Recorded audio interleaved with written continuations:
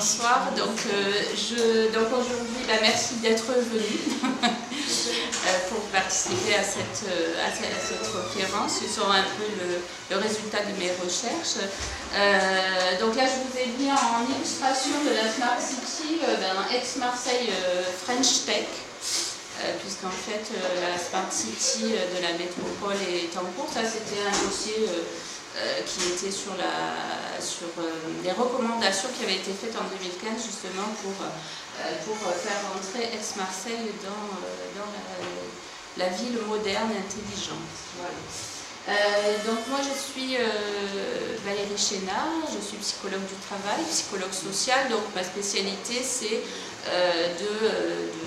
l'analyse et la compréhension de l'influence de l'environnement sur les groupes et les individus. Voilà. Donc c'est dans ce cadre-là d'analyse de ma profession que je me place. Les effets des ondes et de tout ce qui est technologie, donc ça c'est plus par rapport à que je suis maman et je me suis intéressée à l'impact des écrans et l'impact aussi des ondes sur les enfants. On en parlera tout à l'heure. Oui, alors la Smart City c'est vraiment un modèle de société, en effet une nouvelle façon de concevoir la ville et la société. Et donc il y a vraiment, c'était un sujet très très très vaste. J'ai essayé de le faire là en une heure pour pas être trop, voilà. Donc j'ai ciblé aujourd'hui sur justement l'impact écologique et sur l'environnement de cette Smart City. Donc, qu'est-ce que c'est une Smart City? En fait, c'est la ville du futur. Je ne sais pas si vous avez vu le programme notamment de M. Pelin, le maire actuel. Donc, il parle de Pertuis l'avant-garde de la Smart City, d'une Smart City, la ville du 21e siècle. Moi, je viens d'arriver sur Pertuis, j'étais à Grenoble avant, et donc du coup, il m'a semblé intéressant parce que quand on parle de Smart City, les gens ne savent pas exactement ce qu'il y a derrière. Donc de partager mes recherches justement sur ce que c'était.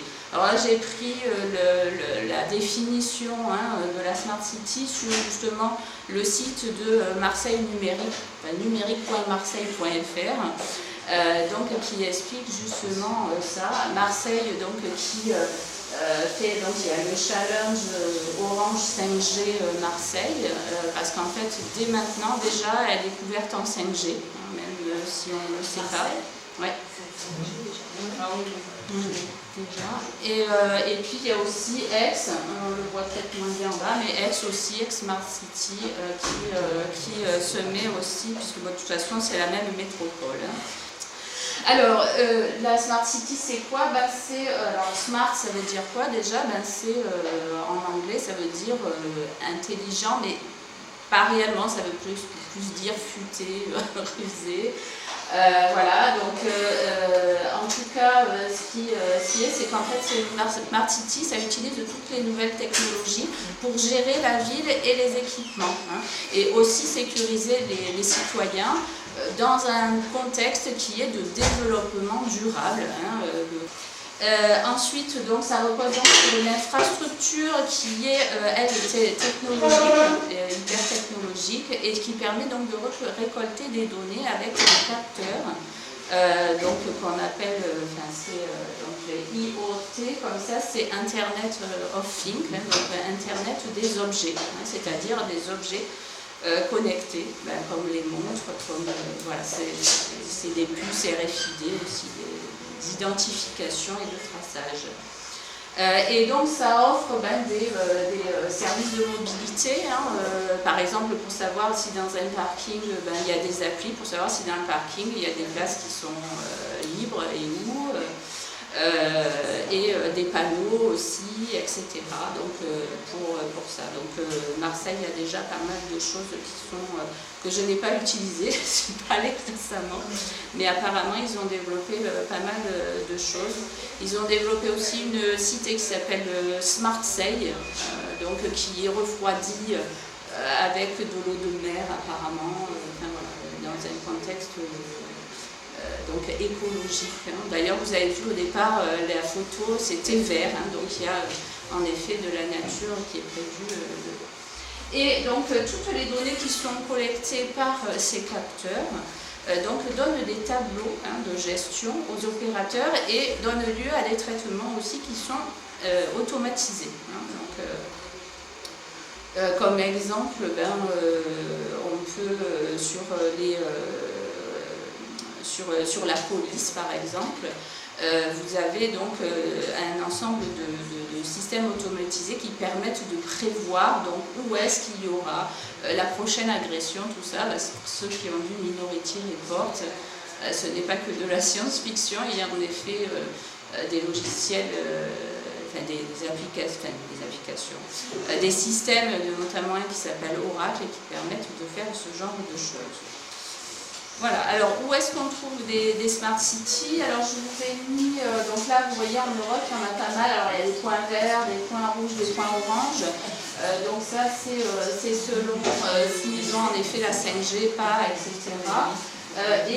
Donc en France il y en a 18 qui sont répertoriés comme smart city, donc c'est quand même un concept, même s'il est très mal connu du public, qui est très développé. Alors bien sûr, il n'y en a pas que en Europe, je vous ai mis l'exemple du type même de la Smart City qui est NEOM, qui est le projet pharaonique de l'Arabie Saoudite, qui veut faire donc en plein désert. Donc là on voit la carte, vous voyez en rouge, c'est le projet NEOM qui va s'étendre sur plus de 26 000 kilomètres carrés, donc qui est l'équivalent de la Bretagne à peu près, en superficie. Actuellement c'est du désert, et donc il se dit être 100% écologique, donc avec des panneaux solaires, des éoliennes, essentiellement je crois des panneaux solaires, et surtout qu'il y aura plus de robots et de drones que de citoyens, parce que là-bas il n'y a pas beaucoup de citoyens. Et voilà. Et en fait ils souhaitent mettre en place, étant donné que le pic de pétrole en avait passé, ils veulent faire une transition écologique à leur pays et dépasser l'énergie fossile, donc c'est pour ça qu'ils veulent faire tout ça. Et voilà. Donc et c'est d'ici 2025, donc ils veulent aboutir aux premières étapes, donc c'est en cours. D'ailleurs, ma fille qui est au collège, là, ils sont en cours de géographie, ils leur expliquent qu'en effet, en Arabie Saoudite, il y a du travail. Mais ils ne leur disent pas que c'est pour ça, mais que même sans diplôme, là-bas, on peut trouver du travail. Il n'y a pas beaucoup de citoyens, mais voilà. Et là, je vous ai mis en petit, c'est la première citoyenne au robot. Donc l'Arabie Saoudite a donné la citoyenneté. Donc elle n'est pas voilée, comme vous voyez. Et elle. Et donc elle a la citoyenneté saoudienne. Elle s'appelle Sophia, si je ne me trompe pas. Voilà. Excuse-moi, oui. J'ai pas compris. Oui. Sophia, c'est qui? Alors c'est la première, c'est un robot humanoïde. C'est un robot humanoïde. Alors là-bas, il faut savoir qu'il y aura des taxi-drones qui viendront vous chercher. Enfin, tout est complètement robotisé avec en effet de la biométrie, tout ce qu'il faut. Voilà, donc pour dire que c'est bien sûr pas que l'Union européenne, pas que la France, mais bien sûr c'est au niveau plus global. Ils vont dépenser, il est prévu qu'ils dépensent 500 milliards de dollars pour ce projet-là. 500 milliards de dollars dans la recherche pour des robots, etc., et l'écologie. Tous les pays du monde donc, veulent avoir une part de ces 500 milliards de dollars aussi. Voilà. Alors, tout ça est possible grâce, comme on voit toute cette technologie, grâce à la révolution numérique et l'économie numérique qui s'est mise en place. Donc on dit dématérialisé, on nous a dit les ordinateurs c'est bien pratique parce qu'en fait il n'y a plus de papier, donc on va sauver nos arbres. On nous a petit à petit comme ça habitués au numérique. Et donc c'est avec la domination des États-Unis. Donc l'économie numérique ça comprend donc les objets connectés, les objets intelligents. Donc avec tout ce qui est domotique, donc les grille-pains connectés, les frigos dont on parle le plus, mais aussi les smartphones, les caméras de vidéosurveillance, les capteurs ouverts, qui assurent donc la traçabilité et la localisation des objets. Voilà. Ensuite, vous avez tout ce qui est robotique, notamment les robotiques humanoïdes, comme Sophia l'a vu tout à l'heure, mais il y a bien sûr d'autres types de robots, comme je vous montrerai tout à l'heure Amazon, donc dans les entrepôts et tout ça. L'intelligence artificielle, donc qui sont les machines pensantes, donc les machine learning, donc qui toutes seules apprennent. Et donc, dès aujourd'hui, d'ailleurs, vous avez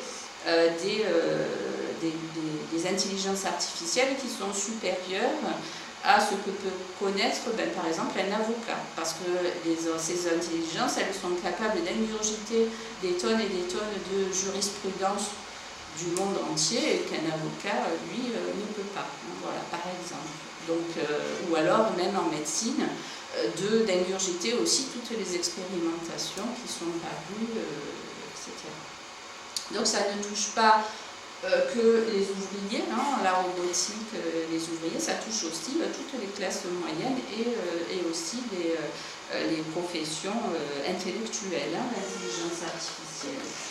Ensuite, vous avez l'humain augmenté, c'est-à-dire le transhumanisme, c'est-à-dire utiliser les nanotechnologies et l'intelligence artificielle et tout ça pour améliorer les capacités humaines. On le voit notamment pour les handicapés aussi déjà, qui développent tout un ensemble de programmes. Le big data, donc mégadonnées en français, donc ça ce sont des super calculateurs qui moulinent des millions de données et qui permettent justement ensuite de prédire, de prévoir les choses. On ne s'intéresse là plus du tout à la cause, mais simplement à ce que ça génère comme effet. Voilà. Les symptômes en tout cas, et résoudre du coup après les symptômes. Internet, donc bien sûr, ça tout le monde connaît, avec les e-commerce, le e-gouvernement qui est aussi en train de se mettre en place, c'est-à-dire les impôts, et la sécu, tout ça qui de plus en plus se font par Internet. Et voilà, donc ça c'est l'économie numérique qui en fait est développée et qui a justement, dès que M. Macron est arrivé au pouvoir, donc il a, ici vous le voyez, en train d'inaugurer le IA for Humanity, donc l'intelligence artificielle pour l'humanité. C'était en 2018, là vous le voyez avec Cédric Villani, le mathématicien, donc, qui a rendu un rapport et pour mettre 1 milliard d'euros, 1,5 milliard d'euros, justement pour la recherche et l'innovation dans l'intelligence artificielle. Et en fait, tout ça, c'est pour mettre en place l'industrie du futur que lui-même avait mis en place quand il était ministre de l'économie, parce que, on s'en souvient peut-être pas forcément, mais Macron était ministre de l'économie, et il avait mis en place donc 10 axes dans l'industrie du futur, c'est-à-dire pour la transition économique de la France, la transformation, et donc vous avez dedans la ville durable, la Smart City, vous avez aussi la e-médecine, vous avez aussi les ressources renouvelables, bien sûr, et puis tout ça, donc les véhicules aussi électriques, et tout ça, c'est le dernier point, c'est et aussi la confiance numérique, parce qu'évidemment, il faut que les gens aient confiance dans ces systèmes numériques pour que ça fonctionne. Voilà. Donc, d'où aussi il a fait l'intelligence artificielle pour l'humanité, parce qu'en effet, toutes ces données-là, et notamment ces données personnelles, évidemment, ça génère des craintes importantes. Alors après, je vous ai mis quelques photos, quelques illustrations de tout ça. Donc là, vous avez donc le fabricant de iPhone qui remplace les ouvriers, 60 000 ouvriers par des robots. Vous avez les robots Amazon, donc qui vont chercher dans les racks et dans les entrepôts pour pour livrer, pour faire les colis. Vous avez ici le premier convoi routier de camions qui est je crois que c'est dans le nord de l'Europe, l'Allemagne, je ne sais plus, qui s'est mis en place. Donc c'est une chaîne de camions comme ça qui sont autonomes, hein, il n'y a pas de conducteur. Ici vous avez ça s'appelle Mademoiselle, Demoiselle, Mademoiselle, c'est plus, c'est le prototype de la navette autonome qui fera le Aix et la gare de l'Arbois, la gare TGV d'Arbois, donc que développe Aix-en-Provence. Comment? Mademoiselle. Oui. je crois que c'est Mademoiselle. Demoiselle. Ensuite, là, vous avez la cabine, là, vide. C'est en fait une cabine médicale. Donc, où les gens, notamment il y en a dans certaines maisons de retraite déjà, les gens vont, ils se prennent eux-mêmes leur tension, etc. Ils mettent les capteurs et tout ça, puis c'est envoyé par Internet donc à un médecin qui va lire les données. Vous avez ici, c'est Zora, le petit robot qui en fait s'occupe d'animer les maisons de retraite. Donc ils font danser et faire de la gymnastique ou chanter les personnes âgées. C'est déjà pour... mon mari, dans la grande distribution à Carrefour, il y avait le petit robot Nao, qui faisait bien rire les enfants dans le magasin aussi. Voilà. Et puis, donc, la zone de vidéo-verbalisation. Donc, moi, il y en a ici à Pertuis. Hein, j'ai vu qu'il y avait des zones de ce type-là, à Aix aussi. Donc, maintenant, vous recevez un PV chez vous. Vous ne savez pas quand ça s'est passé. Je ne sais pas si c'est une carte. Voilà. C'est ça. Alors on a un numéro d'agent et puis voilà. Donc, et puis là j'ai mis, alors c'est un tract de la quadrature du net, c'est parce qu'au lycée Ampère et aussi il y a un lycée à Nice qui ont pour projet et qui ont déjà mis les portiques pour la reconnaissance faciale. Ils ont sensibilisé un peu les jeunes qui n'étaient pas au courant, ni les parents et tout ça. Apparemment, donc, il y a la CNIL qui, là, récemment, a refusé à ce que cette reconnaissance faciale se mette en place. Mais M. Muselier ne baisse pas pavillon, il va continuer, parce qu'en fait, d'après ce que j'ai vu, c'est Cisco, donc un Américain qui a développé ce programme de biométrie pour les lycées et pour des raisons pédagogiques, donc pour pouvoir mettre ça en place, ils ont offert au niveau pédagogique, donc une mallette pour que les stagiaires puissent travailler sur une Smart City. Et voilà. Donc c'est un échange entre le privé et les lycées. Voilà, donc ça c'est sur quelques petits exemples qu'on côté plus ou moins sur ce qui existe. Alors, est-ce que ça c'est donc de passer de la 1G, finalement ça s'est fait très vite, de la 1G, 2G, moi j'ai encore un téléphone 2G, 3G, 4G et puis 5G qui est l'Internet des objets, c'est-à-dire où là donc on est sur du connecté. Donc, qu'est-ce que c'est finalement cette modernité? Alors, quand on dit moderne, ça fait penser à l'idée d'être en conformité avec son temps, donc de ne pas être passéiste, c'est le progrès, etc. Et en fait, derrière quand même cette idée-là, il y a une idéologie. Donc, ce que je vous propose, c'est de voir un petit peu quelle est cette idéologie, parce que vers où nous emmène cette modernité, en fait, derrière, il y a ce qu'on appelle la troisième révolution industrielle, qui a été théorisée par Jeremy Rifkin. Vous avez son livre qui est ici, donc, qui est un Américain, un économiste. Donc, c'est quoi cette troisième révolution industrielle? En fait, la première révolution industrielle, c'était celle du charbon et de la machine à vapeur. Et puis ensuite, il y a eu celle du pétrole et de l'électricité au XXe siècle.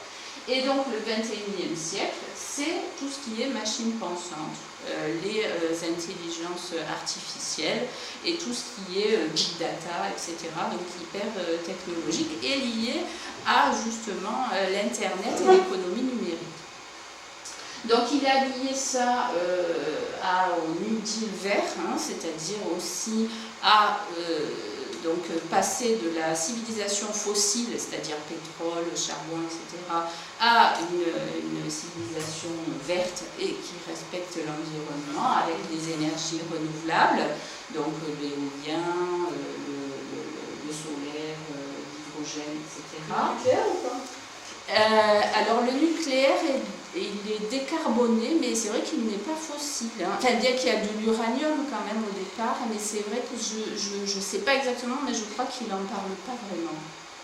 En tout cas, ce qui est sûr, j'en parlerai tout à l'heure, c'est que le nucléaire, c'est une énergie décarbonée. Donc en fait, l'Union européenne compte sur la France pour atteindre ses quotas, enfin pour ne pas dépasser les quotas de CO2, parce qu'en effet le nucléaire ne dépense pas de CO2, voilà, ne compte pas dans la bourse du CO2. Voilà. Donc, mais oui, je crois qu'il n'exclut pas le nucléaire de son domaine. Et puis le dernier livre qui est important, mais je n'aurai pas le temps d'aborder aujourd'hui, c'est La fin du travail. Parce qu'évidemment, en remplaçant les humains par les robots, évidemment, ce qui est prévisible, c'est qu'il va y avoir, allez, à peu près, je crois qu'il dit 15-20% d'hyper qualifiés.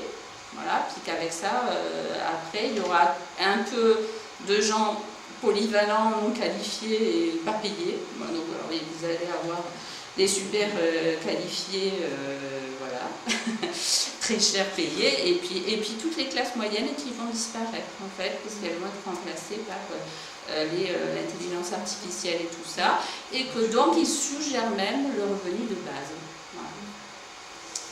Mais ça, je ne pourrais pas en parler là, je suis psychologue du travail, donc c'est vrai que c'est un aspect qui m'intéresse pas mal et que j'ai pas mal cherché aussi, mais on l'abordera sûrement dans une prochaine conférence parce que ça engendre tout un ensemble de choses.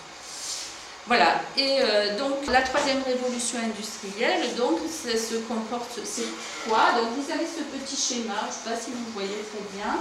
Donc vous avez des maisons individuelles, vous avez des parcs éoliens, vous avez des panneaux solaires, vous avez des répartiteurs, des grandes antennes de tension, et sur chaque, ici, là, vous avez des petits carrés, et ça, c'est des Linky, enfin, c'est des compteurs intelligents qui permettent en effet de réguler pour que tout ça s'autorégule au niveau local, puisque l'électricité c'est particulier, ça ne se stocke pas, il faut que, donc c'est pour ça que c'est un domaine extrêmement précis, et donc tout ce qui concerne donc les compteurs servent justement à réguler ça, et que quand j'ai trop d'électricité je puisse l'envoyer là-bas, et puis quand j'en ai pas j'en récupère, etc., avec des grands calculateurs qui permettent de gérer tout ça. Voilà. Notamment on a vu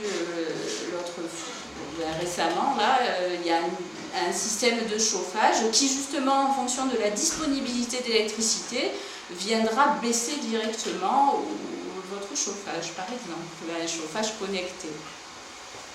Voilà, là j'ai mis Alstom, parce que le Smart Grid, alors on avait, moi j'étais à Grenoble, donc il y avait Alstom, alors il faut savoir que Macron, en tant que ministre de l'économie, a vendu ça, et il n'a pas vendu n'importe quoi, il a vendu la branche énergie, et il a vendu la branche Smart Grid, parce que Alstom, français, était leader là-dedans, dans ce domaine-là. Et ils ont acheté, en effet, ce segment-là, Smart Grid.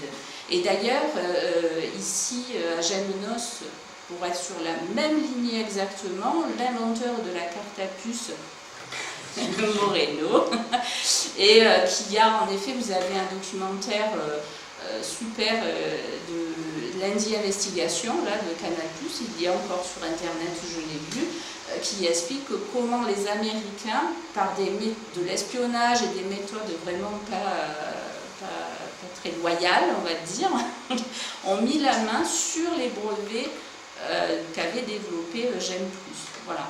Et Alstom, c'est un petit peu la même chose, sauf que là, ils n'ont pas besoin de faire de l'espionnage artificiel, de l'espionnage industriel, puisque bon, notre ministre leur a dit bon, allez, voilà. Donc, ce qu'il en est. Alors, d'où vient tout ça? Si on remonte donc à qui a mis en place cette révolution, la troisième révolution industrielle, ben, on tombe en fait sur un programme global, puisque le marché de l'énergie, c'est un marché unique européen, c'est la compétence exclusive, de par les traités, c'est la compétence exclusive de l'Union européenne, et donc elle a mis en place depuis longtemps, notamment en 2000 par la stratégie de Lisbonne, qui n'est pas le traité de Lisbonne, qui est de 2007, mais celui-là c'est la stratégie de Lisbonne, qui a décidé que l'Union européenne deviendrait l'économie de la connaissance la plus efficace et la plus dynamique du monde. SIC, donc texto, donc dès les années 2000. Alors qu'est-ce que c'est que cette économie de la connaissance? Ben, on appelle ça aussi le capitalisme cognitif ou capitalisme de la connaissance. C'est en fait basé sur les data, les données, c'est-à-dire qu'on part du principe que c'est plus les ressources, c'est plus le pétrole, mais c'est les données, les big data, etc., les connaissances qui vont permettre de générer de la croissance. Pardon. Alors, donc ensuite vous avez, bon, peu de temps après, une année après, le Conseil européen de Göteborg qui lui a donc validé ça et en plus rajouté la partie écologique, sur le développement durable, c'est-à-dire de bien faire cette économie de la connaissance basée sur Internet, sur tout ce qu'on a vu, sur les trucs connectés et tout, mais en prenant en compte ça. Et c'est pour ça que la transition énergétique est liée à la transition aussi écologique ou environnementale. Ensuite, en 2005, il y a eu par exemple, alors j'ai pas tout mis, mais j'ai mis quelques points, parce que vous imaginez bien qu'à 28 pays, il y a eu pas mal de choses qui se sont négociées. Il y a la bourse carbone européenne qui s'est mise en place en 2005, donc où ceux qui consomment plus, ceux qui polluent le plus, qui ont plus de CO2, du coup peuvent racheter aux autres, etc. Voilà. Ensuite, vous avez le traité de Lisbonne, donc notamment, c'est une constitution, d'ailleurs ça s'appelait le traité constitutionnel en 2005, d'ailleurs on a dit non, mais en fait donc, ça met en place tout un ensemble de principes qui font loi, et donc dedans, y compris l'environnement. Vous avez en 2011 donc, le plan Europe 2020 qui a donné à chaque État des objectifs, et notamment sur l'énergie, de libéraliser les marchés, etc., mettre en place le haut débit et tout ça. Vous avez aussi la feuille de route sur l'énergie à 2050, puisque l'Union européenne voit bien sûr à long terme, et donc tout ça est défini. Je vous expliquerai un petit peu d'ailleurs ce qu'il y a dedans. Ensuite, vous avez la charte Open Data. Alors là, c'est pas vraiment l'Union européenne, c'est M. Hollande qui l'a signé, c'était au G8, donc pour dire que on allait ouvrir toutes les données, et il a engagé la France à ouvrir toutes les données publiques, donc dans cette logique d'économie et de capitalisme de la connaissance. Et le dernier point que j'ai mis, c'est le plan d'action 5G, donc qui est une action coordonnée donc des pays, de façon à ce que ce soit sur la même fréquence, et qu'il y ait aussi en continu la 5G avec un déploiement qui est du coup coordonné. Vous pouvez développer ce que ça veut dire ouvrir les données publiques?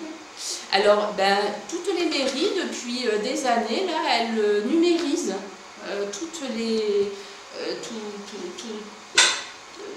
je sais pas, les propriétés, tout ce qu'elles peuvent avoir, de façon à ce que ce soit disponible et au public et au privé, enfin à tout le monde, aux entreprises. Hein, donc de façon à ce que les startups puissent aller voir telle chose et telle chose, et puis puissent trouver une façon pour... voilà, c'est pour créer l'innovation. Ils ouvrent les données, et toutes ces données sont ouvertes, alors qu'avant elles étaient dans nos mairies, dans nos préfectures, dans nos... Et elles sont accessibles sur un site Oui, vous avez sur... je ne l'ai pas là, je crois, c'est Data... oui, par exemple, Marseille, il y a des sites, je crois que c'est au niveau de la région, peut-être, je ne sais plus. Vous tapez Data, je ne l'ai pas là, non. Si ça me revient, je vous dirai, mais oui, bien sûr, il y a des sites où les particuliers peuvent aller aussi, hein. Il n'y a pas que les entreprises. Donc c'est la charte Open Data. Et toutes les archives, par exemple, toutes les archives de toutes les mairies, elles sont numérisées, de façon à ce qu'on puisse ensuite les voir. C'est des nouveaux gisements. C'est plus des gisements de pétrole, c'est des gisements de données, voilà, et notamment les données publiques. Et même la sécurité sociale, le coffre, sous Hollande, donc ils ont commencé à expérimenter ce genre de choses. Les données de la sécurité sociale. Alors les objectifs 5G, les objectifs 5G énergétiques. Alors là, le premier, c'est sur le plan d'action pour la 5G en Europe. Donc il faut savoir que depuis 2009, l'Union européenne a donné pour objectif qu'il y ait 80% des foyers qui soient avec des compteurs intelligents.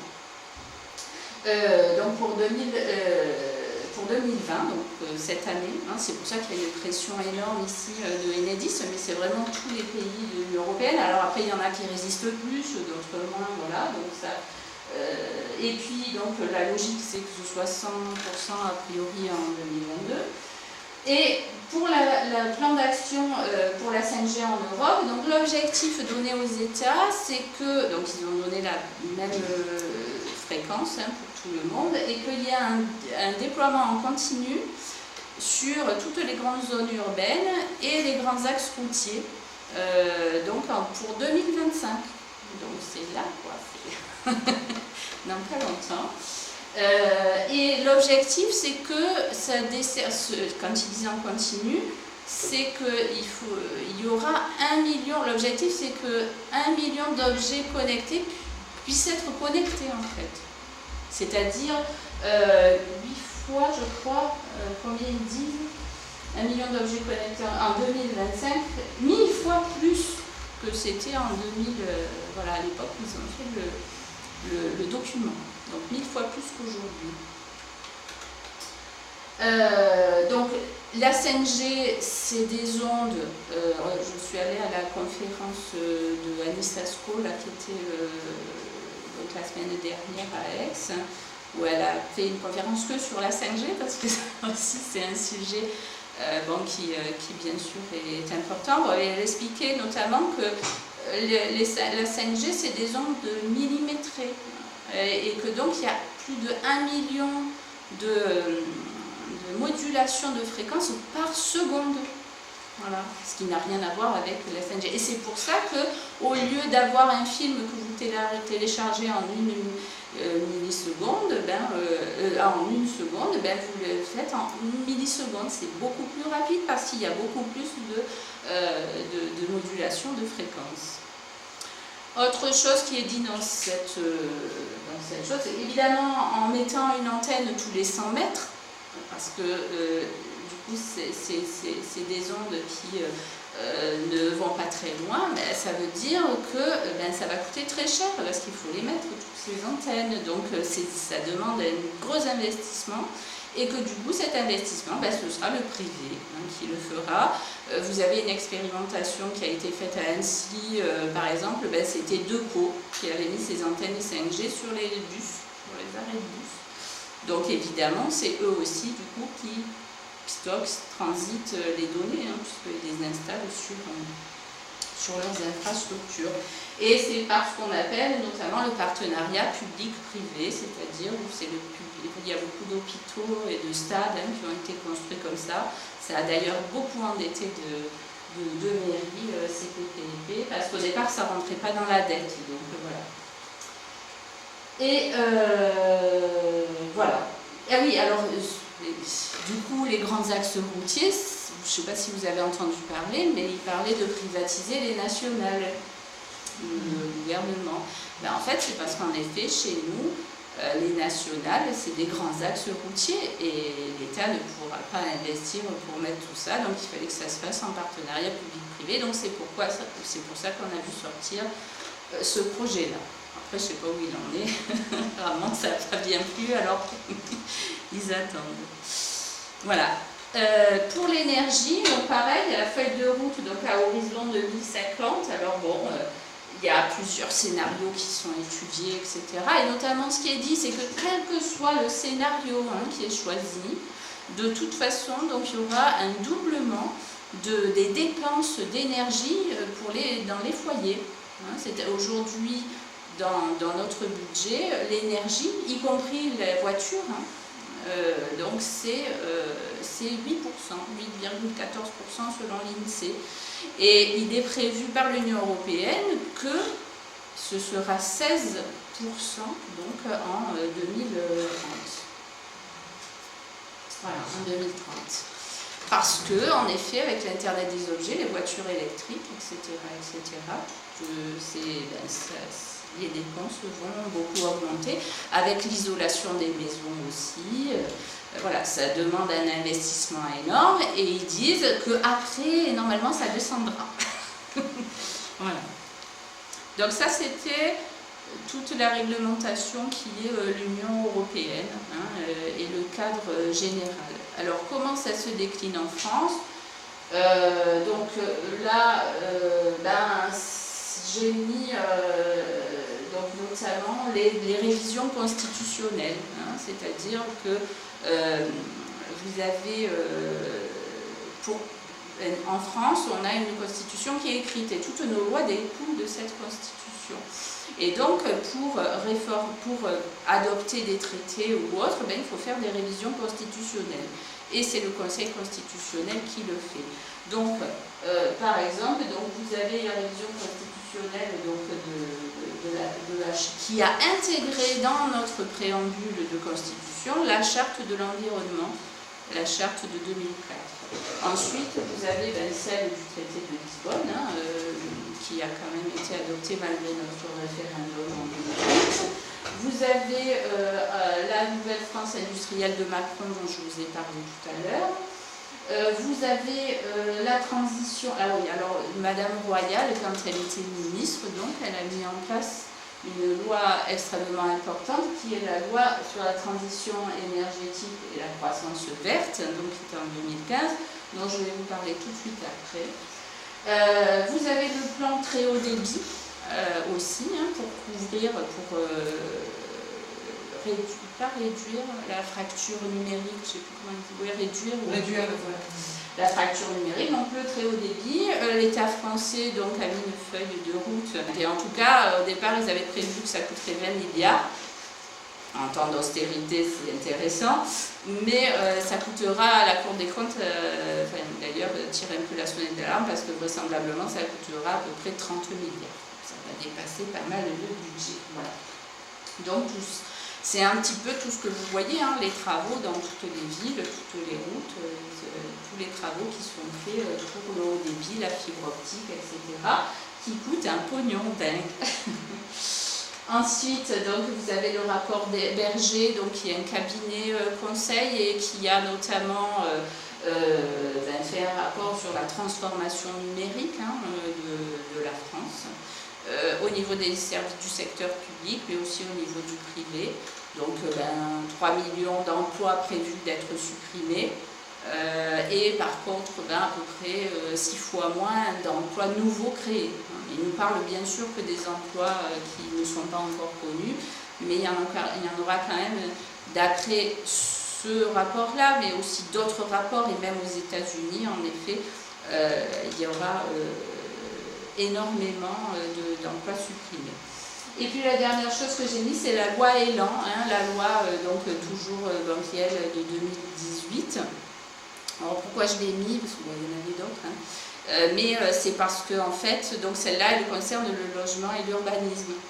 Et elle a mis en place le principe d'utilité publique pour le déploiement de la 4G. Voilà. Et c'est pour ça que les maires aujourd'hui sont embêtés parce qu'ils n'ont plus du tout la main sur les... Si par exemple ils ne veulent pas qu'il y ait une antenne qui soit mise près d'une école ou je ne sais quoi, ben, ils n'ont plus la possibilité de le faire. Maintenant, il y a 2 tribunaux récemment qui ont débouté les maires parce que les opérateurs, comme ils ont une utilité publique de par cette loi Elan, ben, les maires ne peuvent plus. Et d'ailleurs, je pensais que les terres vives, là, où justement on veut exproprier les gens avec justement une utilité publique, ben, comme il est noté que c'est la Cité des énergies Cadarache militaire, donc c'est pour ce projet-là, ben, en effet, si c'est la Cité des énergies, on verra tout à l'heure, c'est en effet pour tout ce qui est le smart grid, puisque la Cité des énergies travaille sur le smart grid, entre autres la biomasse aussi. Donc, alors, qu'est-ce que c'est que cette loi sur la croissance verte? C'était juste avant la COP 21. Donc ce grand sommet mondial énergétique. Alors, elle prévoit de doubler les taxes énergétiques fossiles d'ici 2030, de façon à ce qu'on consomme moins. Donc ils vont encore plus taxer tout ce qui est le fuel, tout ce qui est donc l'essence, etc. Donc j'avais donc il passe de 15 à 26 euros l'hectolitre. Donc c'est des hausses qui sont quand même assez importantes pour dissuader d'utiliser les énergies fossiles. Donc les énergies décarbonées, justement, ils prévoient donc de baisser de moins 40% à 2030, moins 75% à 2050, tout ce qui est charbon, gaz et pétrole. Et par contre d'augmenter de 32% les énergies renouvelables et nucléaires, parce que c'est en effet une énergie qui à carboner. Ensuite, donc, maîtrise de l'énergie, donc avec le lithium, Gaspard pour l'eau aussi, mais bon, c'est pas l'énergie pour l'eau, mais ça va arriver aussi. La biomasse qui est de brûler donc des végétaux pour ça, ou alors aussi tout ce qui Cadarache, la Cité des énergies, travaille sur les algues aussi qui permettent de créer de l'énergie. Et tout ce qui est énergie circulaire. Il y a l'usine biomasse de Gardanne là. Bon, apparemment, j'ai eu quelqu'un qui disait que finalement ça avait été arrêté le projet. Mais voilà, il était prévu qu'il y ait plus de la moitié des sommes, de la quantité énorme de bois qui devait venir du Brésil ou du Portugal. C'était très écologique de faire, voilà. Mais vous avez aussi toutes les villes, nous à Grenoble, mais je sais qu'aussi à Aix-en-Provence, du coup beaucoup se sont remis à des chaufferies au bois. Donc ça rentre dans le cadre de la biomasse aussi. Et l'ONF, tout ce qui arrive à l'ONF aussi, où actuellement ils sont en train d'industrialiser les forêts et de privatiser les forêts, c'est aussi dans ce cadre de la biomasse. C'est une énergie renouvelable, la biomasse. Donc les bâtiments, tout ce qui est isolation, et puis créer des bâtiments, comme je vous disais par exemple Smart Sail qui refroidit avec l'eau de mer, etc. Avec des panneaux photovoltaïques, avec tout un ensemble de choses. Les transports, donc les voitures électriques, prévu 7 millions de bornes électriques en 2030. Je me souviens, j'étais allée à un conseil municipal dans mon village là, en Isère, et donc ils se tiraient les cheveux parce qu'ils n'avaient plus de budget pour des choses importantes, et puis ils disaient bon voilà, on a des sous de l'État pour mettre 2 places de bornes électriques, où est-ce qu'on va les mettre, voilà, puis bon, ça n'a jamais été utilisé. Donc voilà. Les voitures autonomes, aussi le parcable aussi, tout ce qui est à Grenoble, ils avaient prévu donc de faire à l'intérieur, comme c'est près des stations de ski, il y a des spécialistes de ça, donc de faire aussi des déplacements par câble. Mais bon, il y a les trams, il y a tout ça. Les vélos, les restrictions de circulation aussi qui ont été mises en place par cette loi, hein, le fait qu'on ne puisse plus rouler dans telle zone quand on a une vieille voiture. Le contrôle technique automobile aussi qui devait être révisé pour justement recaler plus de voitures. Voilà, les plateformes collaboratives. Bon, après, il y a tout ce qui est les déchets et tout ce qui est les énergies renouvelables, donc tout ce qui est photovoltaïque, et éolien et puis hydrogène. Voilà. Donc tout ce qui concerne cette loi-là de 2015 et qui est en train de se mettre en place. Alors là, je vous ai mis pour revenir un petit peu dans la région, donc justement Cadarache, qui, pour la Cité des énergies, donc qui est prévu, que cite M. Pelin dans son programme, donc avec 4 axes stratégiques, donc le solaire, les smart grids, donc à grande échelle. Donc les smart grids, c'est ce que je vous ai montré tout à l'heure, là, avec en fait, c'est de l'énergie qui est décentralisée, hein, la régulation de l'énergie décentralisée par Internet et tout ça. L'efficacité énergétique des bâtiments et la biomasse, et notamment les microalgues, donc pour créer de l'énergie. Et en effet, c'est tout ce qui concerne les domaines des énergies décarbonées, donc nucléaire, il y a bien le nucléaire dedans, et renouvelable. Voilà, donc là pour finir, bien sûr, tout ça, hein, que ce soit européen ou français, il y a quand même un cadre qui est mondial. Je vais peut-être pas... Oui, ben j'ai pris trop de temps. Donc je ne vais pas en parler, mais bien sûr, il y a tout ce qui est COP 21 et tout ça. Bon, juste, il y a des livres hein, sur justement comment tout ça s'est mis en place, notamment le Club de Rome avec Maurice Strong, qui était un milliardaire canadien, voilà, avec des fondations, tout ça. Donc, notamment, il y a ce livre-là, Pascal Bernardin, l'Empire écologique ou la subversion de l'écologie par le mondialisme, qui explique donc un certain nombre de choses, si cet aspect vous intéresse. Le GIEC aussi, notamment, hein, qui nous prédit le réchauffement climatique. Ben, il faut savoir que c'est Reagan et Thatcher qui, à l'époque, donc on fait pression sur le G7 pour mettre en place ce GIEC. Mais en même temps, ils mettaient en place le néolibéralisme. Alors, maintenant, on en passe justement à quels sont les réels impacts de tout ça, parce que compte tenu de cette idéologie, donc, il y a tout un ensemble de choses à dire, notamment que cette croissance verte qu'on fait, c'est basé quand même sur un concept économique qui est la croissance. Et la croissance, c'est quand même l'augmentation financière infinie, hein, puisque c'est toujours croissant. Et donc, notre planète, par contre, elle est finie, c'est un écosystème, donc on ne peut pas, comme ça, continuellement, il y a une incohérence entre les deux.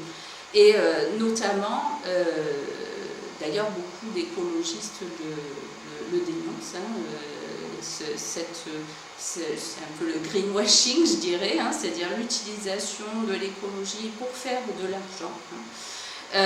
Et que ce concept finalement de croissance verte, c'est un petit peu ça.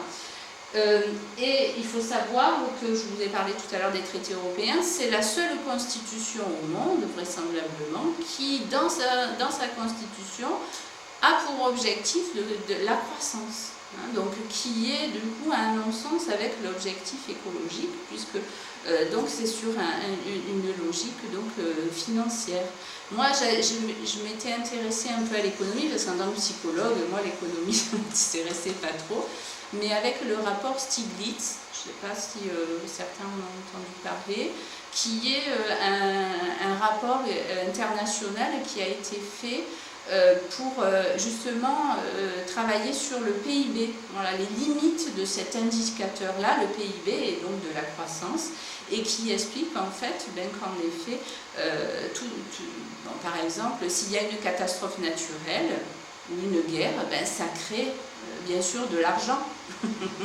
Et donc ça fait augmenter le PIB, et que du coup, le fait de ne pas du tout réguler cet indicateur-là, c'est pas du tout soutenable. Et donc, il a expliqué pourquoi le PIB, cet indicateur-là, était un indicateur et qu'il fallait absolument réformer. Et il y a eu depuis, en effet, d'autres indicateurs de richesse. Donc, on entend parler du bonheur national brut, enfin, de tout un ensemble d'autres choses, de création de richesse, et qui permettent de réguler ça. Donc, alors, quel est le réel coût de cette économie numérique et donc de la Smart City, en tout cas de ce système de planètes connectées? Donc, c'est un gouffre énergétique et en matière première. Donc notamment actuellement, rien que le visionnage des vidéos en ligne, c'est la consommation du CO2 d'un pays comme l'Espagne, ce qui est assez colossal. D'ailleurs, je l'ai amené là, le numéro de ce mois-ci du Monde diplomatique. Donc il y a un article qui s'appelle le numérique carbure au charbon. Et il y a un certain nombre de chiffres que j'ai pris, notamment de là, qui étaient un peu plus actuels que ceux que j'avais moi. Vous avez alors ça c'est un DVD aussi, donc la pollution cachée d'Internet, qui notamment explique tout, notamment que quand vous envoyez un mail avec une pièce jointe, c'est comme si vous faisiez brûler une ampoule basse consommation pendant 1 heure. Ça veut dire qu'avec les 10 milliards de mails par heure dans le monde, on est sur l'équivalent de 50 gigawatts par heure, c'est-à-dire l'équivalent de 15 centrales nucléaires qui fonctionnent pendant 1 heure, rien que pour les mails, et pas pour les vidéos. C'est aussi l'équivalent donc en pétrole de 4000 tonnes, soit 4000 allers-retours Paris-New York, rien que pour les mails. Voilà, bon, alors ce documentaire il est un peu plus ancien, je ne sais pas de quand il est, mais il se base aussi sur les études de l'ADEME, c'est-à-dire notre institut d'énergie. Le numérique, c'est aujourd'hui 4% de la consommation mondiale, mais plus 9% par an. Et on n'est pas encore à la 5G, où tout sera connecté. Parce que la 5G, ça doit multiplier par 2 ou par 3, d'après ce qu'ils disent, la consommation des opérateurs mobiles. Ensuite, là-dedans, ce qu'on voit très bien au départ, c'est les autoroutes de l'information, par où passe tout ça. On a l'impression que c'est dématérialisé, mais pas du tout. Vous avez des câbles sous-marins énormes pour faire passer ces informations. Vous avez des data centers qui sont des usines énormes qui renferment des gros ordinateurs pour stocker nos données, qui ont besoin de climatisation parce que les ordinateurs ont besoin de fraîcheur. Voilà. Donc sur tout ce que consomme ça, sans compter bien sûr ce que coûte la construction de tout ça. Un ordinateur, ça représente énormément de CO2 à construire, de matières premières, etc. Il y a 20 000 satellites aussi qui sont prévus pour diffuser la 5G, avec déjà des entreprises qui sont américaines notamment, qui sont retenues pour mettre en place tout ça. Et puis vous avez donc il y avait un chiffre qui était intéressant aussi dans cet article, il disait que pour le développement d'une machine, c'est un peu de faire du début jusqu'au fait où elle soit à peu près au point, d'une machine en e-learning, c'est-à-dire une machine pensante, et bien c'est 5 fois plus de CO2 émis qu'une voiture de sa construction jusqu'à la casse. Voilà. Donc c'est aussi assez important. Vous avez, deuxièmement, sur alors là c'est plus sur les matières premières, il faut savoir tout ce qui est panneaux photovoltaïques, les batteries pour les voitures, les éoliennes et tout ça, les ordinateurs, ça a besoin des terres rares, qui sont des matériaux qui sont extrêmement rares. L'essentiel des réserves, c'est en Chine. Donc il y a une dépendance assez énorme envers la Chine pour tout ce qui est ça. Mais récemment, en Corée du Nord, ils ont découvert apparemment un filon. Voilà. Et donc ça génère des tensions énormes entre les nations. C'est pour ça qu'il appelle ça la guerre des terres rares. Donc c'est Guillaume Tron. Je vous ai mis le livre là, ça s'appelle La guerre des terres rares ou la face cachée de la transition énergétique et écologique. Non, et numérique, pardon. Voilà, donc ce qu'il en est sur cette partie-là. Et puis, hop. Alors après, sur la santé, l'impact sur la santé dont on ne parle pas. Vous avez, d'ailleurs, ceux qui ne connaissent pas, j'ai photocopié, donc ça c'est la pétition internationale, donc c'est une demande de moratoire qui a été faite en 2017 à l'Union européenne et qui a été renouvelée ensuite à l'ONU, mais en y ajoutant l'espace aussi, parce qu'évidemment il y a le projet satellite en plus. Donc vous avez des centaines de scientifiques internationaux qui se sont mobilisés avec une pétition à signer en ligne et qui expliquent de façon assez détaillée avec toutes les références aux études qui ont été menées et tout ça. Et puis voilà, vous avez les liens hypertextes à chaque fois, donc vous pouvez aller voir vraiment sur quoi ils se basent pour faire tout ça. Donc, ce qu'ils disent, c'est que, en effet, la santé, ça génère des cancers, des lésions ADN, donc ça modifie l'ADN, des cellules, des problèmes cardiaques, d'infertilité, de mémoire et d'apprentissage, mais aussi aux yeux, etc. Sur la faune et la flore, donc ça a les 5G, enfin, les ondes, parce que les expériences n'ont pas été faites sur les 5G encore, il n'y en a pas eu, alors qu'ils sont en train de le mettre en place. J'ai vu qu'ils en avaient fait, qu'il y avait des oiseaux qui étaient tombés. Ouais, mais bon, après sur les... Enfin, j'ai vu aussi, mais je ne sais pas si c'est dans une revue internationale que c'est paru, si c'est vraiment sérieux. Enfin voilà, après c'est vrai qu'il faut faire attention à ce qu'il y a sur Internet. Vraisemblablement, il n'y a pas eu d'expérimentation clairement.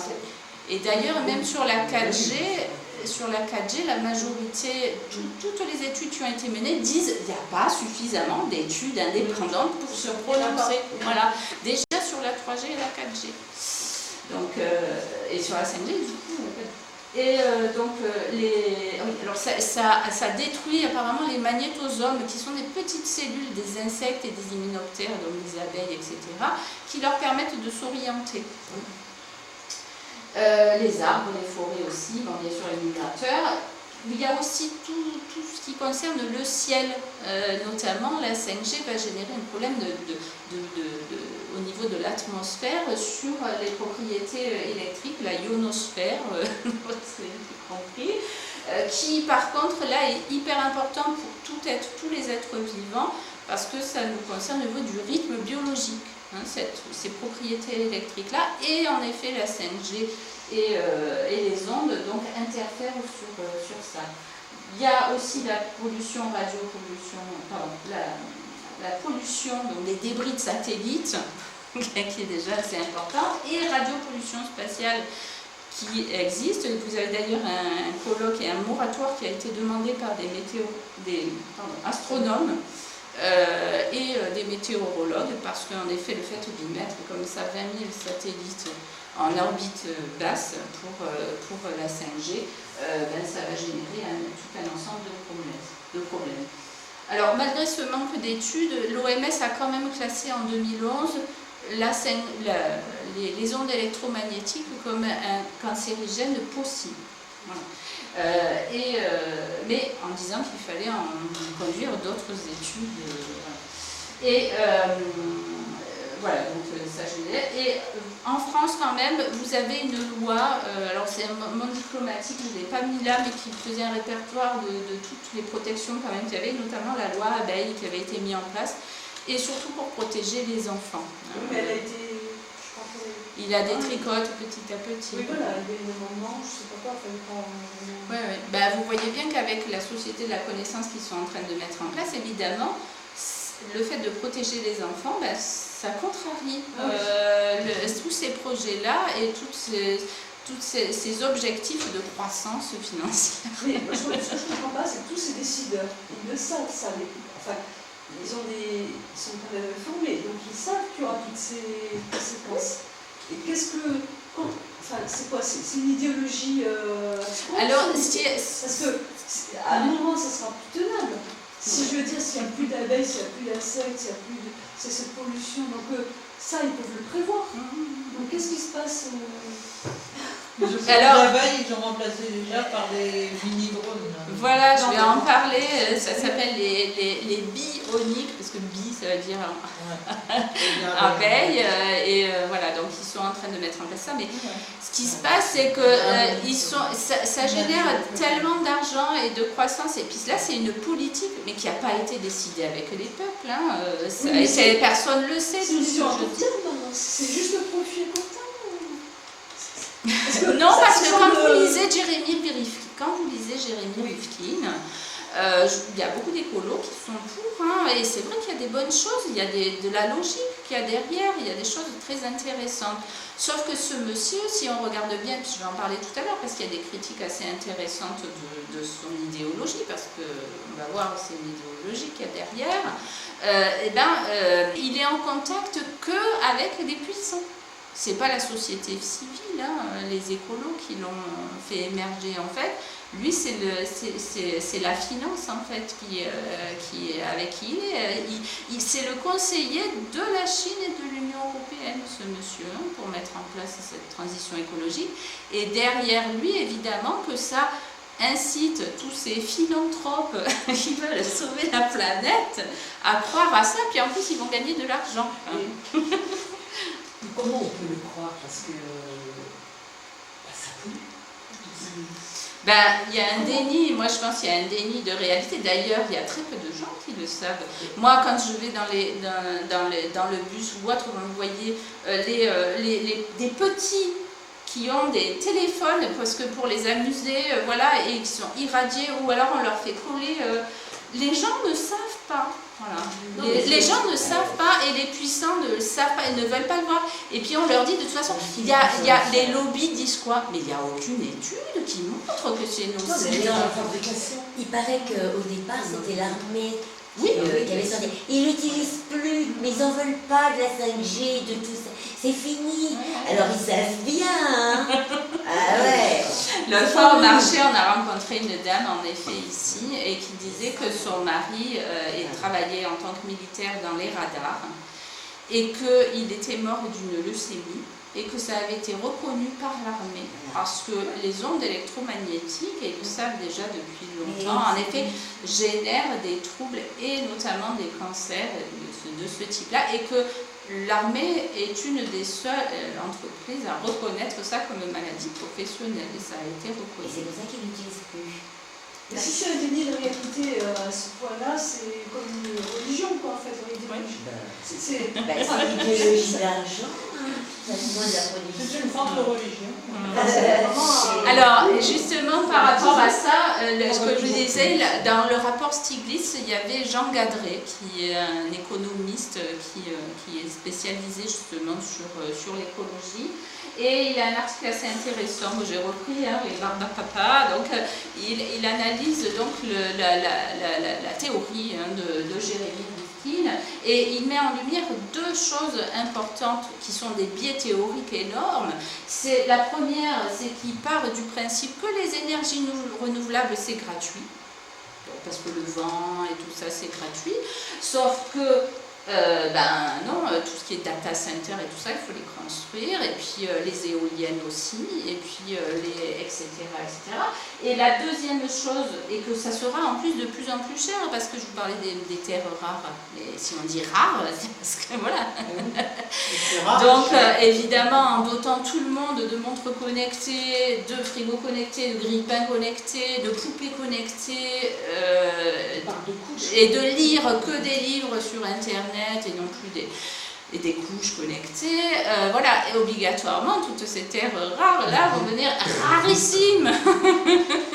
Et il parle même, Jeremy Rifkin, que chacun d'entre nous non seulement sera sa propre centrale électrique et qu'on fera notre propre truc, mais qu'en plus on aura des imprimantes 3D qui nous permettront d'être aussi des petites usines où on pourra photocopier, je sais pas moi, le canapé qu'on veut, parce qu'actuellement ils développent ces trucs 3D, j'ai vu sur internet l'autre fois, ils font des maisons en imprimante 3D. Voilà. Bon, ils sont en train de le développer. Et donc Jeremy Rifkin dit, voilà, tout le monde pourra faire ce qu'il veut et c'est super, machin. Et il dit notamment aussi que tout sera recyclé. Hein. Sauf que le recyclage, on sait très bien que d'une, tout ne se recycle pas, et de deux, que quand on recycle, il y a énormément de pertes, et que donc ce recyclage, il y a obligatoirement des pertes qui se font. Et donc on voit bien qu'en effet derrière cette théorie-là, c'est une idéologie qui est en fait hyper consumériste, c'est-à-dire vous pourrez faire ce que vous voulez, vous aurez une imprimante chez vous, tout sera recyclé, vous serez votre propre producteur d'électricité, etc. Mais qu'en fait, derrière, ça développe la consommation énormément. Et donc c'est un monde post-carbone, puisqu'ils ne veulent plus être dans le pétrole, mais qui sera en effet hyper productiviste et qui continuera à faire de la croissance. Grâce donc à ces technologies qui va sauver la planète. Et en fait, si on regarde bien, c'est complètement insoutenable parce que développer toute cette technologie-là, la Terre ne pourra pas soutenir tout ça. Voilà, donc là, il est tard, mais oh là là, oui, extrêmement. Je vous avais mis les travaux de Jancovici, de Jean-Marc Jancovici, qui est assez intéressant, qui explique donc que, donc ça c'est la courbe de la consommation mondiale d'énergie. Hein. Donc vous avez en 1900, là on était à peu près à 5000, à 5000 kWh par personne, et donc en 2012 on est à 22 000. Voilà. Et ce qu'on voit, c'est qu'à chaque fois qu'il y a une énergie nouvelle, ça ne fait pas baisser l'autre. C'est qu'à chaque fois ça augmente et ça augmente, voilà. Et donc je vais pas aller plus loin, mais c'est assez intéressant. Il dit notamment que le travail humain, ça développe 0,5 kW par jour. Donc un esclave qui bosse par jour, il peut faire ça. Alors qu'un litre d'essence, il en fait je ne sais pas combien de plus. Alors c'est pour ça qu'on est passé d'une société qui était renouvelable, puisque les galères, les bateaux, ils étaient au vent, donc le vent c'était soutenable. Les moulins avec le vent, c'est pareil, c'était soutenable. Notre agriculture, c'était des bœufs, c'est pareil, c'était renouvelable, voilà. Et pourquoi on est passé à du polluant, à des tracteurs et tout ça? Parce qu'en effet, ça permettait donc de développer la croissance et tout ça. Et il dit même qu'un Français actuellement, si on se base sur ces chiffres-là, c'est comme si chacun d'entre nous avait 400 esclaves à son service 24 heures sur 24. Vu le nombre de kilowatts qu'on consomme par jour. Voilà. Donc, d'où le fait d'en effet refaire des... donc, c'est le think tank Film Project qu'ils ont fait, si certaines s'intéressent à ça. Il y a des analyses assez intéressantes avec des chiffres comme ça. Et ils disent très clairement que ce n'est pas soutenable, vu la débauche technologique qu'il y a derrière avec tout ça, c'est pas du tout soutenable. Autre chose que je voulais souligner, c'est qu'aussi tous ces smart grids qui sont décentralisés, c'est aussi l'arrêt de mort de notamment EDF, qui passe par plusieurs choses, hein, notamment dans votre facture EDF. EDF est obligé d'intégrer donc la contribution pour les énergies renouvelables, parce que les énergies renouvelables, ça coûte 4 à 8 fois plus cher à produire que les barrages ou que le nucléaire ou que le charbon. Parce que c'est pas tout le temps que ça en produit, et puis ça coûte cher, etc., etc. Donc, c'est 70 milliards qui sont partis en contribution de chaque Français pour investir là-dedans, en sachant que l'éolien a été phagocyté par les mafias. Enfin, il y a tout un ensemble de choses sur les éoliennes qui sont aussi disponibles et voilà, qui sont problématiques. Du coup, notre facture, elle a augmenté de plus 47% en l'espace de 10 ans. Hein, et ça va continuer. Hein, je vous ai dit pour... 37%. Pardon, 37, oui. Ça va continuer puisque l'Union européenne a même prévu que ça allait augmenter. Puis avec les voitures électriques qui veulent nous imposer, voilà.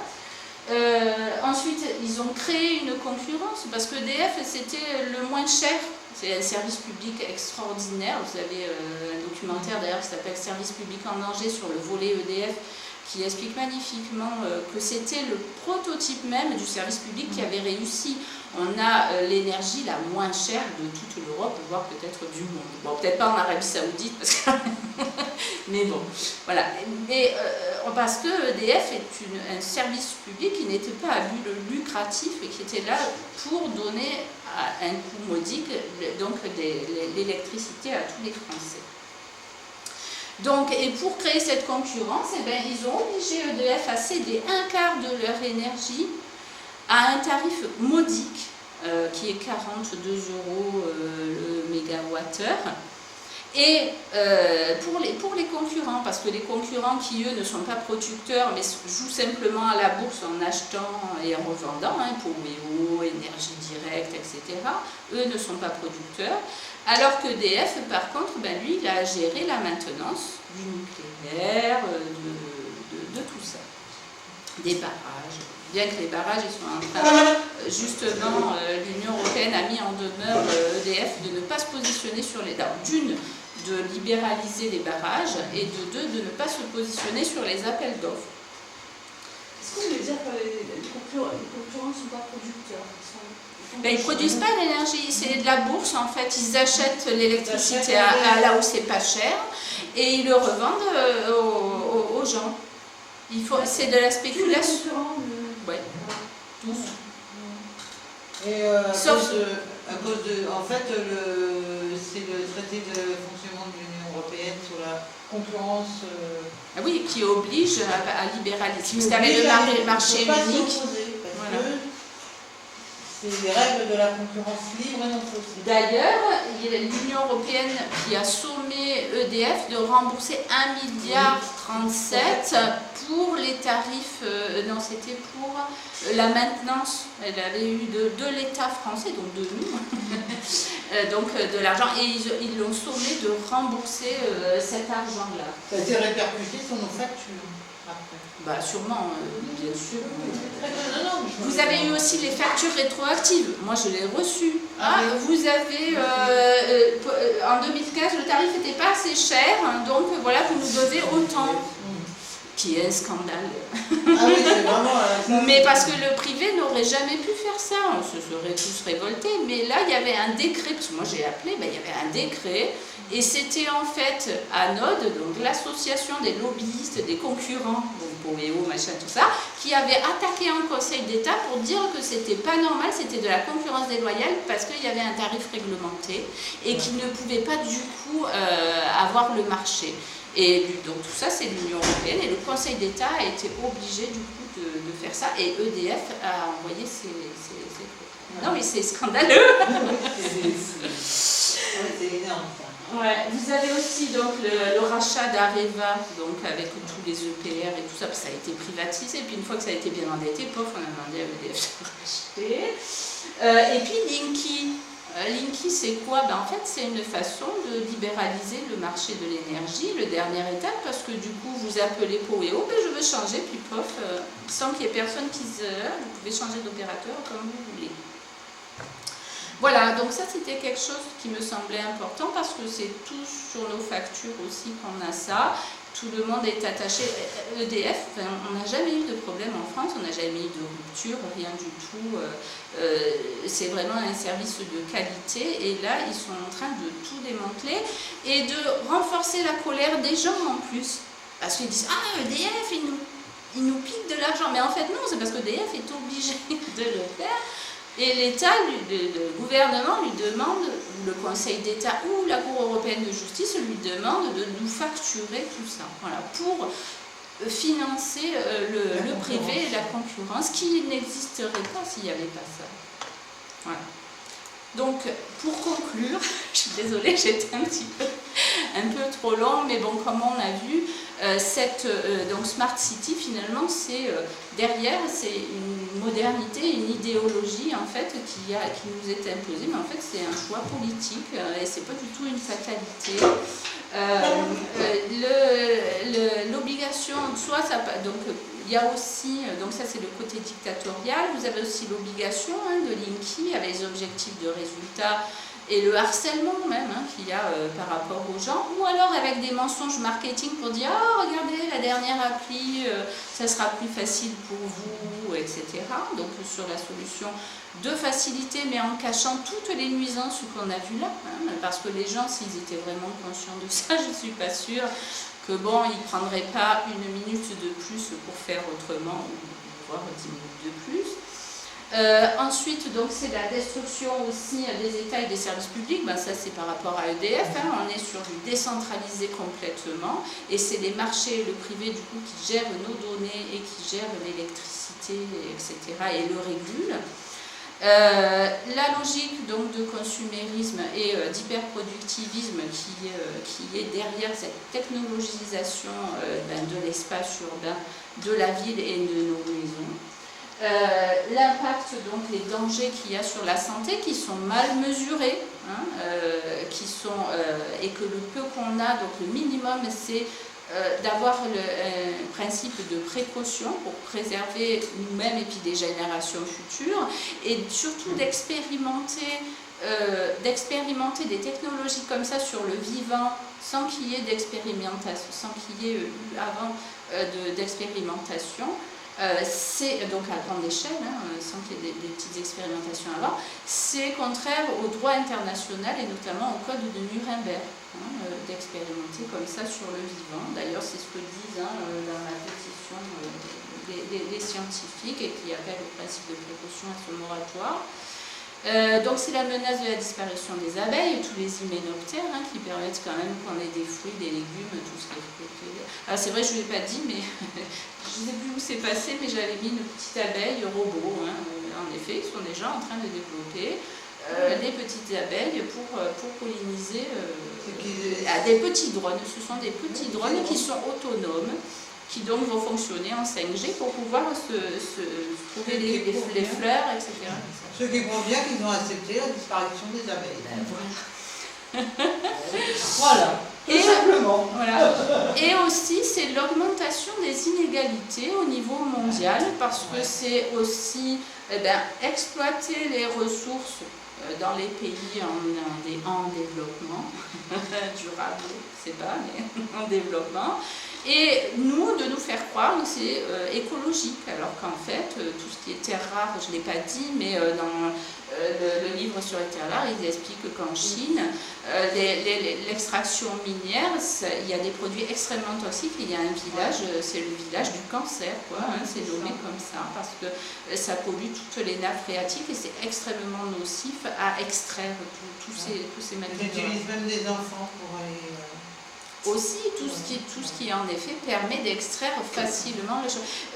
Jean-Marc Jancovici parle que le système capital-travail, donc tel qu'il a été mis en place au début, ça part du principe que les ressources naturelles, c'est gratuit.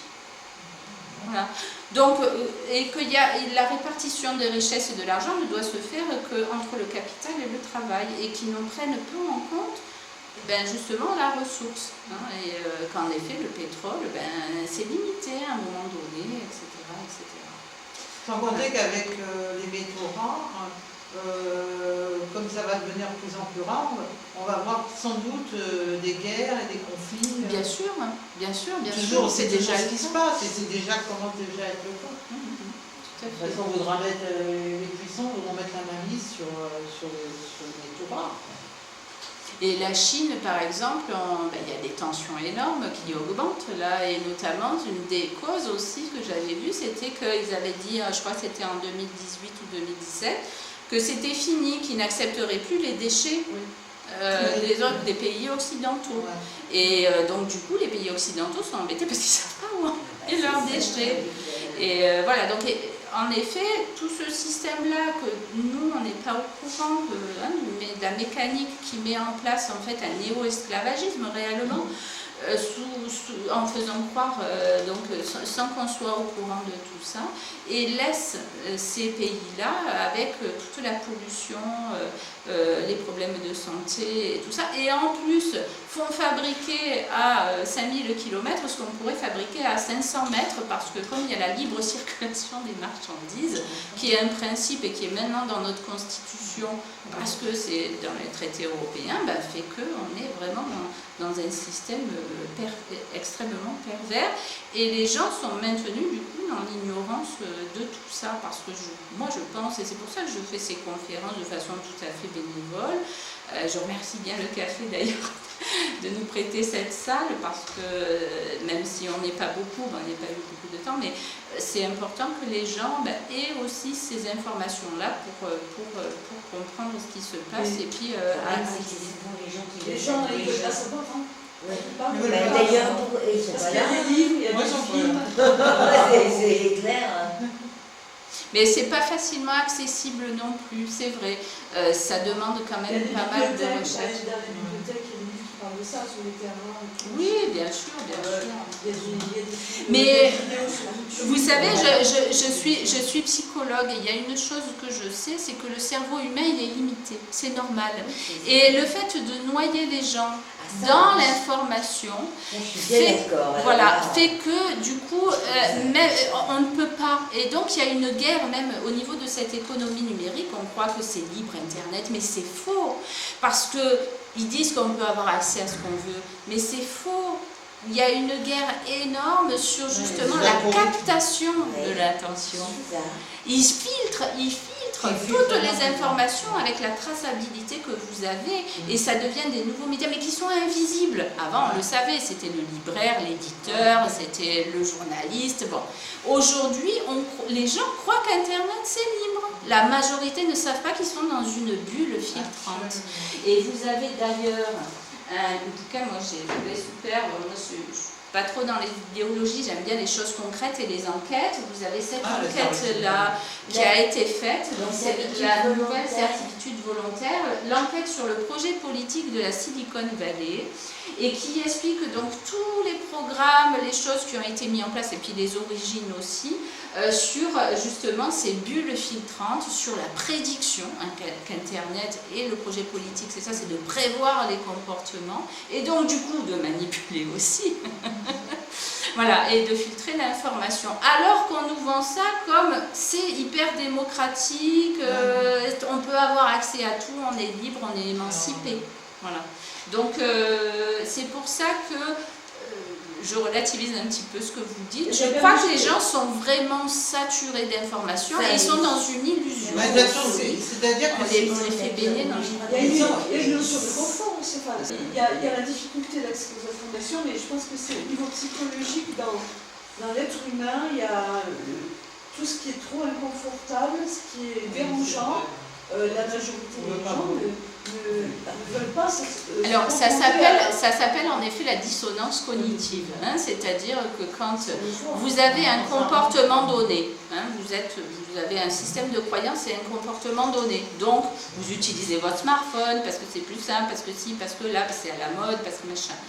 Et d'un coup, on vous dit, mais attendez, ou alors votre enfant, du coup, il se tient tranquille parce que comme ça, voilà, vous avez oublié les crayons de couleur, c'est plus simple de le mettre à la boîte.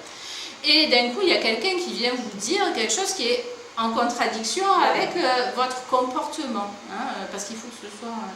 Et bien, à ce moment-là, il y a une remise en cause de mon système de croyance et de mon intégrité psychique, qui fait qu'il y a des défenses psychiques qui se mettent en place et qui sont naturelles, hein, c'est naturel, hein, de façon... Et la première chose, c'est le déni. Oh ben non, de toute façon, comme il n'y a qu'une seule étude qui dit ça, ou il n'y a que elle, alors bon, toutes les autres disent que l'État, quand même, si c'était si grave que ça, il interdirait quand même. Ça me semble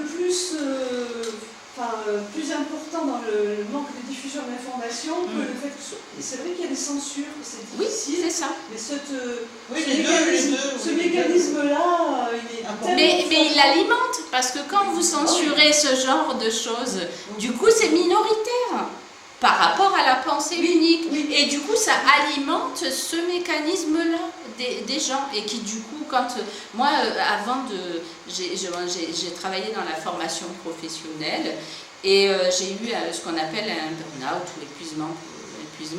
Et à l'époque, vous m'auriez dit ce genre de choses, alors que depuis ma grand-mère, elle était déjà la vie claire et écolo, hein, donc c'est mon bain, je dirais, idéologique, et en plus même dans ma profession.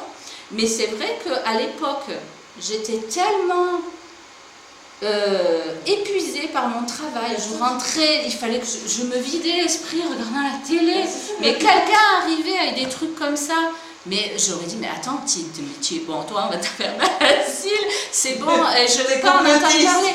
Et je disais même, attendez, je paye avec mes impôts les politiques pour qu'ils fassent bien mon travail. Moi, j'essaye de faire bien et correctement mon travail, qu'ils fassent bien le leur. Et je ne voulais pas entendre parler de tout ça. Et c'est normal, on ne peut pas tout faire. Et c'est vrai que c'est important.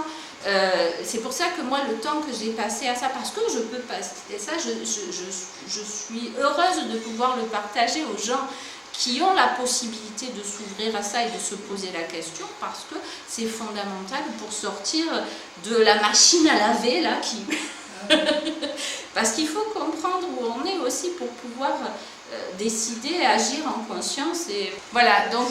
si on vient au-devant de l'information, c'est parce qu'on a conscience de son ignorance, l'ignorance engendre la peur engendre la haine engendre la guerre, la violence. Bon, je ne vais pas faire de théorie, c'est vieux comme Montaigne, science sans conscience n'est que ruine de la mer. Exactement. Si vous pensez avoir une conscience parce que vous vous émoulez beaucoup en vous faisant peur, c'est pas tout à fait en accord avec je pensais à Darwin, si je le retrouve en enfer bientôt, puisque j'ai 80 ans déjà, eh bien, on va vers une évolution d'ectoplasme maintenant. On ne va pas vers une évolution de singe qui se dresse. Tout à fait. Vous avez que j'aime. Tiens, d'ailleurs, j'avais amené le livre, donc c'est l'Enfer vert. Qui détaille un petit peu notamment ce qui s'est passé à Lille pour la mise en place de la vidéo pour les protection, etc. Et ils ont écrit un livre, c'est Les chimpanzés du futur. Voilà, les chimpanzés du futur, en effet. Et alors, justement, là, j'ai pas le temps de développer notamment cet aspect-là, mais on pensait faire du coup par rapport à cette planète connectée, là il y a plein de choses, et notamment on pensait faire un cycle plutôt, donc commencer par ça et puis ensuite parler de l'impact sur les emplois, les métiers, hein, et donc la déshumanisation aussi de la société, hein, dans cette modernité-là. L'école aussi 100% numérique. Que là, avec le coronavirus, M. Blanquer peut justement expérimenter les classes virtuelles aussi, et alors que c'était dans son projet de loi, puisque si vous regardez le projet de loi Blanquer, il est marqué texto l'entrée de l'école dans le big data et les objets connectés. Voilà. Donc c'est son projet avec des start-up qui vont entrer à l'école pour expérimenter. Voilà, donc donc l'entrée du privé à l'école pour expérimenter. Bon, bref, je ne vais pas vous faire la conférence maintenant. C'est un thème hyper important aussi. En plus de l'impact direct des écrans sur le cerveau aussi, parce que là je suis psychologue, et puis bon, aussi sur la 5G donc en question, sur un petit peu qu'est-ce que c'est ce spectre électromagnétique, de quoi on parle exactement, ionisant, non ionisant, enfin voilà, plus exactement saisir ce que c'est la 5G, et aussi l'impact sur la démocratie, parce qu'on passe de là à une société d'hétéronomie. C'est-à-dire que ce sont les machines qui vont prescrire et prédire nos comportements. Et on n'est plus en effet, donc des ectoplasmes, vous disiez ectoplasmes, et on n'est plus en effet dans l'autonomie où je prends des décisions par moi-même, mais c'est par rapport aux indicateurs que les machines me donnent que je vais être amenée à prendre les décisions. Voilà. Donc ça aussi, c'est quelque chose d'hyper important. Il faut savoir que Monsieur Macron s'est fait élire grâce à la start-up LMP, qui est une start-up spécialisée dans le big data. Voilà.